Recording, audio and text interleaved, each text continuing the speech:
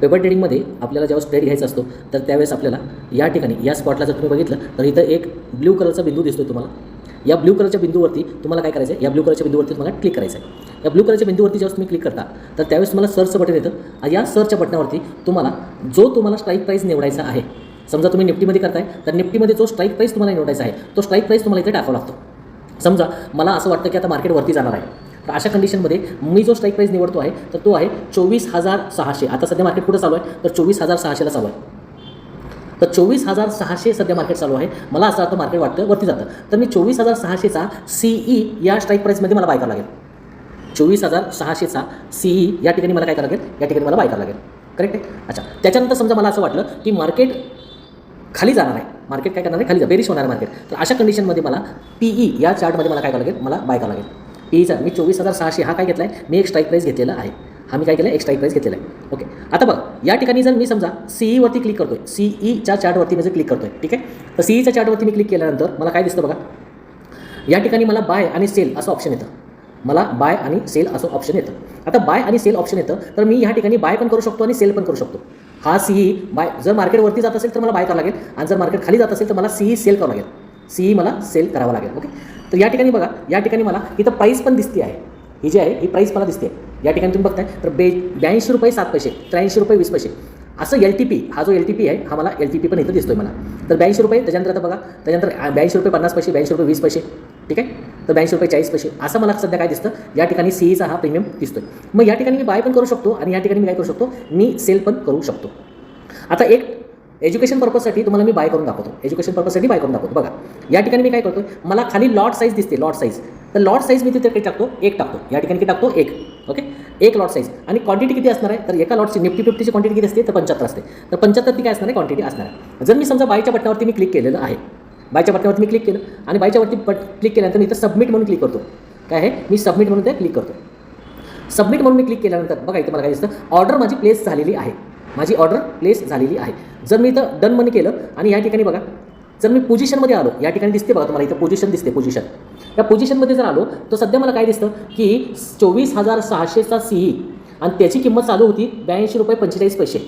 Okay, आता सध्या लाईव्हमध्ये मी काय केलेलं आहे, तिथं एक लॉट बाय केलेला आहे. आता सध्या बघा त्याची किंमत चालू आहे 84 रुपये 85 रुपये सध्या चालू आहे आणि या ठिकाणी मला ग्रीन कलरमध्ये हे आकडे चेंजेस होताना दिसत आहेत. याचा अर्थ मला सध्या 100 रुपये 80 रुपये सध्या माझा काय चालू आहे, तर प्रॉफिट माझा चालू आहे. तर अशा रीतीने आपण लाईव्ह मार्केटमध्ये देखील कशालाही न घाबरता मी इथं ट्रेड एक्झिक्यूट करू शकतो. आता इथं बघा, या ठिकाणी मार्केट, या ठिकाणी माझ्याकडे किती रुपये होते, तर ह्या ठिकाणी माझ्याकडे 10 लाख रुपये मला मार्केटने दिलेले होते. त्या फ्रंट पेज ॲपने मला काय दिले होते, 10 लाख रुपये दिले होते. या 10 लाखापैकी मी किती वापरले, तर इथं मी बघतो, तुम्ही बघा इन्व्हेस्टमेंट मार्जिन किती वापरले, तर 6,258 रुपये इन्व्हेस्टमेंट मार्जिन मी वापरलेलं आहे आणि 6,258 रुपये मी वापरलेलं आहे. आणि आता सध्या माझा प्रॉफिट किती चालू आहे, तर आता सध्या मार्केट सध्या 450 ते 500 रुपये माझा काय चालू आहे, तर प्रॉफिट चालू आहे. अशा रीतीने तुम्ही मार्केटमध्ये एंट्री करू शकता. ओके, आता हे बघा 6,258 याचा 10% जर मी विचार केला तर जवळजवळ 650 रुपये होतात. आता माझा जो प्रॉफिट आहे बघा 650च्या वरती जात आहे. म्हणजे मला 10% जर पाहिजे असतील तर मी इथं 10%ची एंट्री परफेक्ट केलेली आहे आणि त्याचबरोबर मला 10% फायदा पण झालेला आहे आणि मी त्या ठिकाणी एक्झिट पण करू शकलो असतो. आता एक्झिट कसं करायचं किंवा स्टॉप लॉस कसा लावायचा बघा, इथं दाखवतो तुम्हाला. या ठिकाणी तुम्हाला एंट्री दिसते बघा, किती दिसते, 83 रुपये 45 पैशाची माझी एंट्री दिसते. जर समजा मला 80 रुपयाचा टॉप लॉस लावायचा आहे, किती लावायचा आहे, तुम्ही 80 लावू शकता किंवा अगोदरच्या कॅन्डलचा जो लो आहे तो तुम्ही स्टॉप लॉस म्हणून घेऊ शकता. ठीक आहे, आता बघा या ठिकाणी मला जर स्टॉप लॉस लावायचा असेल तर मी काय करेल, या ठिकाणी मला या पोझिशनवरती मला क्लिक करावं लागेल, या पोझिशनवरती मला क्लिक करावं लागेल. इथं मला काय करावं लागेल, क्लिक करावं लागेल. तर मला क्लिक करतो मी तिथं. एकदा जर मी तिथं क्लिक केलं तर बघा या ठिकाणी काय दिसतं मला, या ठिकाणी माझी एंट्री कितीला झालेली आहे, तर 83 रुपये 45 पैसे झालेली आहे. ओके, आणि आता बघा आता सध्या काय चालू आहे, तर जवळजवळ 77 रुपयेपर्यंत सध्या हा मार्केट खाली आलेला आहे. 77 रुपयेपर्यंत हे मार्केट खाली आलेलं आहे. ओके, अच्छा, त्याच्यानंतर बघा माझी इन्व्हेस्टमेंट अमाऊंट किती आहे, तर इन्व्हेस्टमेंट अमाऊंट इथे दिसते तुम्हाला 6,258 रुपये हे मला मार्जिन लागलेलं आहे. हे किती लागलेलं मला मार्जिन लागलेलं आहे. आणि माझी लॉट साईज किती आहे, लॉट साईज तुम्ही बघताय तर इथं बघा एक लॉट मी घेतलेला आहे, तर 75चा हा काय आहे, हा 75चा सध्या एक लॉट मला तिथं पाहायला मिळतो.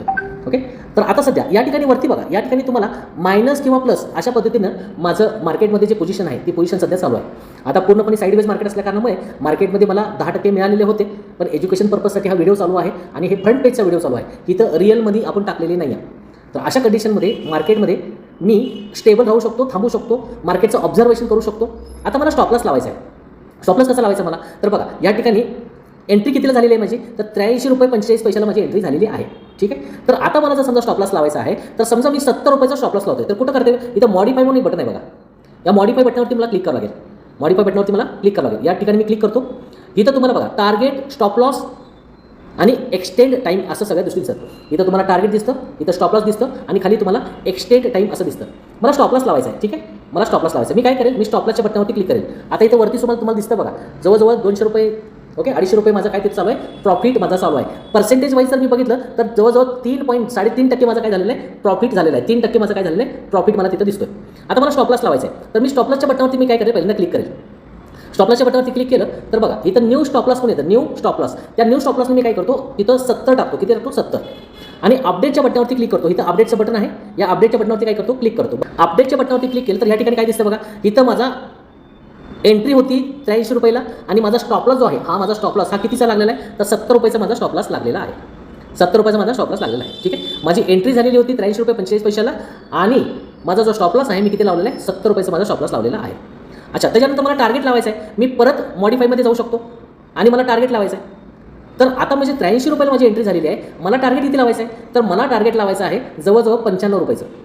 कितीचं, 95 रुपीचं. मला 10%चं टार्गेट लावायचं आहे. तर मी साधारणतः एक 94 रुपये ते 55 रुपयाचं मी टार्गेट लावू शकतो. ठीक आहे. मी इथं काय लावलेलं आहे, तर जवळजवळ मी कितीचं टार्गेट लावलेलं आहे, तर मी 95 रुपयाचं मी टार्गेट लावलेलं आहे. ठीक आहे. इथं दिसतं तुम्हाला, ह्या ठिकाणी माझी एंट्री आहे 83 रुपयाची, इथं आहे 70 रुपयाला माझी स्टॉप लॉस आहे आणि माझा टार्गेट किती आहे बघा, माझा टार्गेट आहे 95. ओके. आता बघा सध्या मार्केट कुठं चालू आहे, तर आता सध्या मार्केट 91-92 रुपयाला चालू आहे. 91-92 रुपयाला माझा हा मार्केट सध्या चालू आहे. तर जसं 95 येईल तसं माझा हा टार्गेट हिट होईल आणि मी या ट्रेडमधनं बाहेर पडेल. आणि जर समजा मार्केट खाली आलं 70 रुपयाला, तर 70 रुपयाला जर आलं तर मी तिथं काय होईल, तिथं मी एक्झिट होऊन जाईल. तिथं एक्झिट होऊन जाईल. तुम्हाला असं वाटलं की आता सध्या मार्केटमध्ये मला जवळजवळ 9%, 9.5%, 10% मला प्रॉफिट मिळतोय, अशा कंडिशनमध्ये मला एक्झिट व्हायचं आहे, तर तुम्ही एक्झिट पण लगेच होऊ शकता. एक्झिटचं बटन तुम्हाला इथं खाली दिसतं बघा, या एक्झिटच्या बटनावरती तुम्ही क्लिक करू शकता आणि तुम्ही एक्झिट पण होऊ शकता. आता बघा, आता जवळजवळ 93% आपल्याला रिटर्न 93 रुपयेपर्यंत झालेलं आहे, म्हणजे जवळजवळ 9%, 10% आपल्याला रिटर्न ऑलरेडी मिळालेले आहे. ओके. इथं तुम्हाला एक्झिट व्हायचं असेल तर तुम्ही एक्झिट पण इथं होऊ शकता. ठीक आहे.